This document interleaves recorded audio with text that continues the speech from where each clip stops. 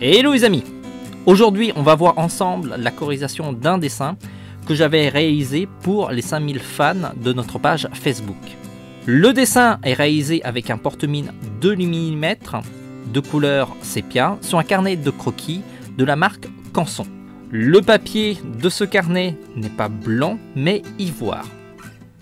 C'est proche du blanc mais ça tire un petit peu sur le jaune. Je voulais une dominante de couleur chaude car l'idée du dessin c'était l'automne. Tout simplement parce que j'avais fait le dessin en automne. Désolé, c'est pas très original. Les couleurs sont globalement chaudes. Comme pour ce dessin, je ne travaille pas sur du layout mais je colorie directement sur le papier à croquis. Je place en dessous de mon dessin une pochette de plastique dans laquelle j'ai mis des feuilles blanches.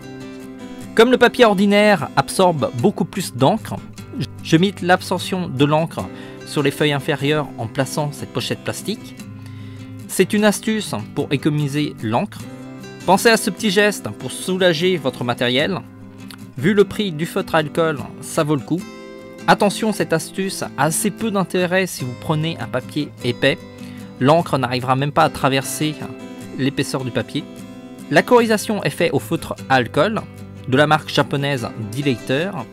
La gamme des feutres c'est le Neo Pico Color. On a fait une présentation ici, il suffit de cliquer sur le cadre. L'ordre de placement des couleurs est en général de la zone la plus vaste à la zone la plus petite. Alors c'est pas une règle universelle, en général essayez de choisir l'ordre des couleurs de telle sorte que vous avez l'impression que le dessin avance dans la bonne direction. Comme c'est un dessin pour Facebook, je place un bonnet avec le logo du réseau social. Et sur la veste, je place 2 pins en forme de gemmes et de commentaires. Ce sont des signes assez distinctifs de la marque. Une fois la colo finie, j'ajoute les contours au liner flexible de couleur sépia. Alors, le choix de la couleur sépia est là pour renforcer les tons chauds. La mine flexible de ces liners permet d'alterner très facilement des traits fins ou très épais. Pour cela, il suffit de faire varier la pression que vous exercez sur la mine. Plus vous appuyez, plus le trait est épais. Et moins vous appuyez, plus le trait est fin. Ensuite, j'ajoute des nuances sur le dessin au crayon de couleur. Alors là, j'utilise 2 crayons, le marron et le rose. Le crayon de couleur est très pratique pour sa maniabilité. Par contre, si vous cherchez un petit peu de finesse au niveau des couleurs, pour ma part, je trouve que la pastel sec est mieux.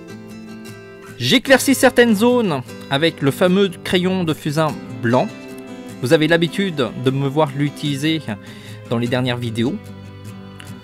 Enfin, je termine par les reflets au roller gel blanc. Voilà, c'est une colo assez simple. Si vous avez aimé, on a fait d'autres vidéos au Neo Pico Color. C'est un très bon feutre, je l'ai adopté.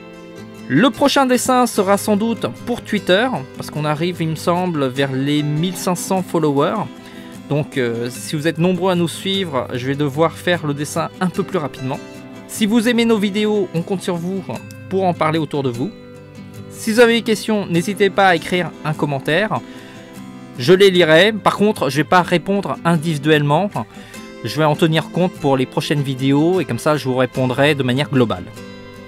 On se dit à très vite et dessinez bien. Ciao les amis!